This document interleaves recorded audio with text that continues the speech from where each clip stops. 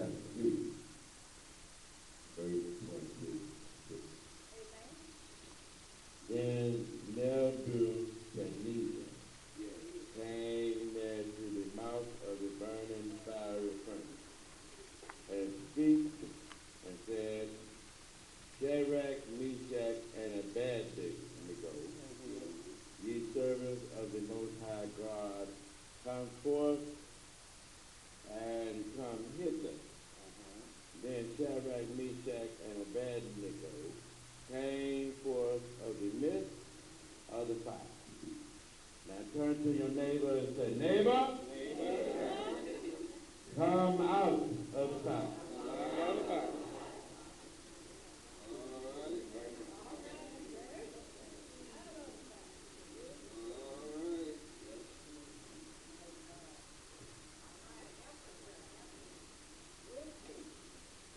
Come out of the fire. We have what is natural fire that can destroy material things and lives. And also we have spiritual fire. But that is what's called a spiritual fire. In fact, in the Old Testament, it often used to describe Yahweh, the God of the Jews, of the Old Testament. But when the Lord, when he wanted to manifest himself, when he wanted everybody to know who he was, he would use fire to remind them of who he really was. Yes, sir. Come on now. Let me see if I can break it down to you. All right. When God got ready to deal with Abraham in Genesis chapter 15 and 17, he revealed himself in the fire. He turned to a furnace and a lamp toward Abraham, that he might recognize who he was. All right. When God got ready to talk to Moses and to hold Moses' attention in Exodus chapter 3 and verse 4, he put himself, his spirit, in a bush that began to burn and not consume. When he got ready to leave in Exodus 13, to lead the children of Israel out of the land of Egypt, Yes, sir. he put a pillar of fire in the sky. And when he got ready to take them to Mount Sinai, in Exodus 19, and set the top of Mount Sinai on fire. And it began to smoke in Judges chapter 13 and verse 20. God set the altar on fire. And when the people of Baal began to question whether or not God was God, he rained down fire from heaven. There is something peculiar about the fire of God. Unlike natural fire, spiritual fire burns. You see, but it does not destroy. All right. The fire of the Lord releases within us power. You see, the truth is, there are so many things and so many situations that we are going through. And oftentimes, we are not as powerful in the world as we need to be. Because we are lacking an eternal fire. That's why the enemies of our lives is always trying to use fire to hinder us. When he wants to slow you down, when he wants to try to stop you, he uses pressure. In fact, we call it turning up the heat. I can tell you now, you could be sitting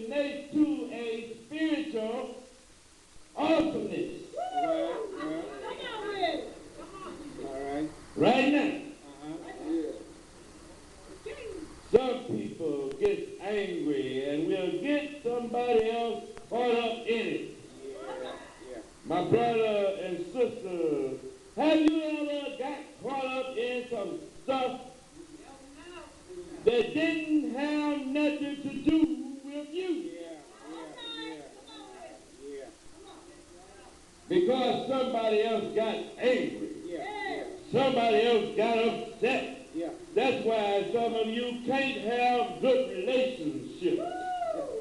Because if you don't get mad at the people that they get mad at, they think that you don't love them. Yeah.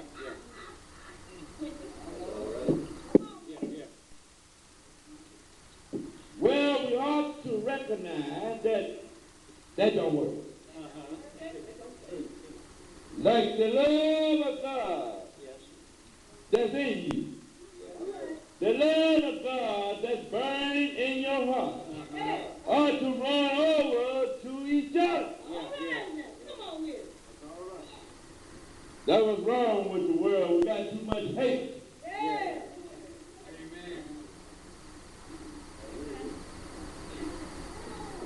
And so in this text, it tells us about 3 young men, 3 Hebrew boys. They were black. The king Nebuchadnezzar made a golden statue, 90 feet high and 9 feet wide, and set it up on the plain of Dura and the province of Babylon, an administrative division or unit of a country. Then he sent messages to all the princes, governors, captains, judges, treasurers, counselors, sheriffs, and rulers of all the provinces of his empire to come to the dedication of his statue. When they all had arrived and were standing before the monument, a hero shouted out, "O people of all nations, languages, this is the command." Yes, sir. When a band plays, you are to fall flat on the ground to worship King Nebuchadnezzar, golden statue. Anyone who refuses to obey will immediately be thrown into a flaming furnace. Yeah. So when the band began to play, everyone, whatever his nation, language, or religion, fell to the ground and worshiped the statue. But some officials went to the king and accused some of the Jews of refusing to worship. Your Majesty, they said to him, you made a law that everyone must fall down and worship the golden statue. When the band began to play, and that everyone who refuses will be thrown into a flaming furnace. But there are some Jews out there, Shadrach, Meshach, and Abednego. I heard somebody say Abednego, whom you have put in charge of the Babylonian affairs. Who has defied you, refusing to serve your gods or to worship the golden statue you have set up? The Nebuchadnezzar in a terrible rage ordered Shadrach, Meshach, and Abednego to be brought in before him. Is it true, O Shadrach, Meshach, and Abednego, that you are refusing to serve my God or worship the golden statue I have set up? I give you one more chance. One more chance. Maybe he thought that the devil was going to get them to change their mind. That's all right. When the music played, fall down and worship the statue, all will be well. But if you refuse, you will be thrown into a flaming furnace within the hour. And what God can deliver you out of my hand then? Shadrach, Meshach, and Abednego said, oh, Nebuchadnezzar. Well, I'm getting better with that word. That's a tongue twister. Yes, yeah. We are not worried about what will happen to us if we are thrown into the flaming furnace. Our God is able to deliver us out of your hand, Your Majesty, but if he doesn't, please understand, sir, that even then we will never, under any circumstance, we need to have that faith around here. Serve your gods or worship the golden statue. The Nebuchadnezzar was filled with fury, and his face began to dark with anger at Shadrach, Meshach, and Abednego. He commanded that the furnace be heated up 7 times hotter than usual, and called for some of the strongest men of his army to bind Shadrach, Meshach, and Abednego, and throw them into the fire. So they bound them tight with ropes because they had too much freedom to worship their God and give all praises to God. Bind them up. The devil will try to bind you up. You got too much freedom. Church, you've been testifying too much. You've been calling Jesus' name too much. You've been shouting too much. So the devil says, I'm going to bind you up. I want you to know today that the enemies are always trying to bind you up. He always tries to bind you up. In place, he always tries to stop you from praising our God. Some people, when you're shouting in the church, they're acting like you're getting on their nerves.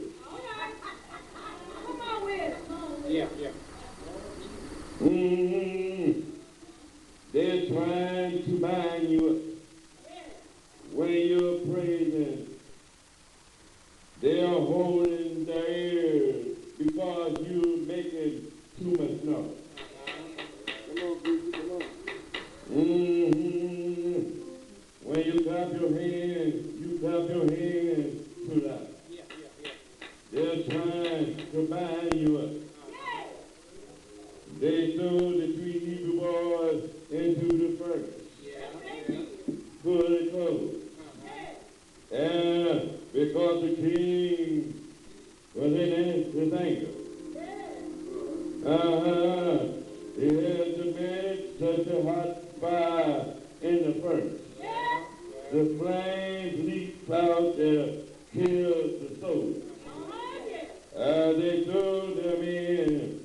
So Shadrach, Meshach, and Abednego fell down, bound into the flame. But suddenly, as he was watching, Nebuchadnezzar jumped up in amazement and said to his advisor, then we throw 3 men in the fire. They said,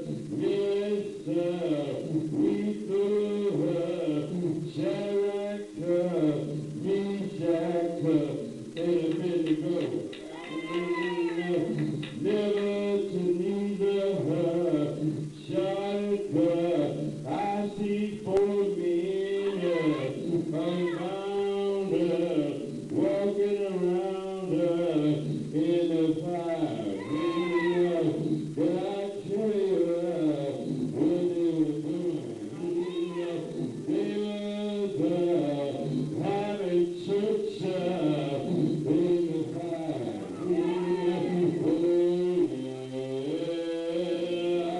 That's what you need to do when your situation looks pretty bad. You need to take time and have a little church. When your crowd seems like